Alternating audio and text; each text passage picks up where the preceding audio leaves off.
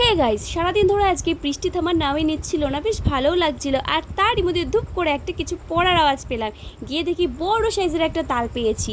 তালটা নিয়ে দৌড়ে বাড়ি চলে আসলাম। আনার সঙ্গে সঙ্গে মা বললো, বাহ খুব ভালো দিনে তালটা আজকে পেয়েছিস। মা তালটা দাঁত বার করতেও শুরু করে দিল। আর এদিকে দেখো টপের বসানো জবা ফুল গাছে কি সুন্দর দুটো জবা ফুল হয়েছে। আর আজ সন্ধ্যাতে এসেছে আমার দিদি। তো আমার দিদি এসে ঘর গোছানোর কাজে ব্যস্ত হয়ে গেছে, কারণ ও ঘর গোছাতে ভীষণই ভালোবাসে। আর সঙ্গে করে নিয়ে এসেছে জিলিপি, তারপরে নিমকি, যেটা খেতে আমার ভীষণ ভালো লাগে। তো যাই হোক, এদিকে কিন্তু মা তালের বড়াটাও করে নিচ্ছিল। আর তালের বড়ার গন্ধটা না এত ভালো লাগে, পুরো চারিদিকে ছড়িয়ে যায়। কারণ বাড়ি যদি তালের বড়া হয়, সেই সেন্টটা আমার নাকে সবার আগে চলে আসে। আর এই সমস্ত জিনিসগুলো একা খেতে একেবারেই ভালো লাগে না, সবাই মিলে খেতে বেশ সুন্দর একটা মজা লাগে। কিন্তু রাত অনেক হয়ে গেছিলো, সবাই মিলে বসেছে খাবো, তার কোনো উপায় ছিল না। তো সেটা ভেবে আমি চলে আসলাম বোনকে তালের বড়া দিতে। এরা তো ঘুমে পুরো অচৈতন্য, ডেকেও ছোটোটাকে তো পেলাম না। আর বড়টা একবার তাকিয়ে মুখটা ফিরিয়ে নিল, যেন আমাকে চেনেই না।